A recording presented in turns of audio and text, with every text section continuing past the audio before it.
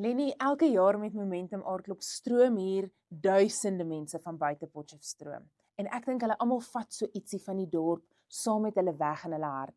As jy sou dink dat hoe iemand Potchefstroom in 3 woorde sou opsom, wat sou dit wees?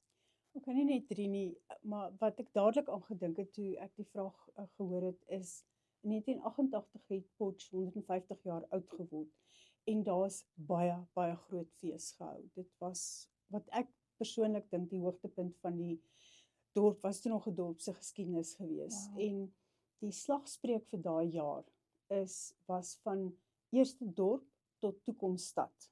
Wow. En dit is wat Potchefstroom ontvang, die geskiedkundige deel daarvan, maar ook die deel wat vorentoe gaan. Jy weet, alles wat by die universiteit gebeur, die navorsing, die studente, die ontwikkelings daar, Baanbreker, nee. baanbrekers, daar's soveel goed wat daar gebeur wat baie min mense raak sien.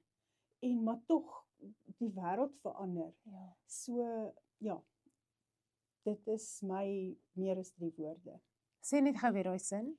Van eerste dorp tot toekomsstad.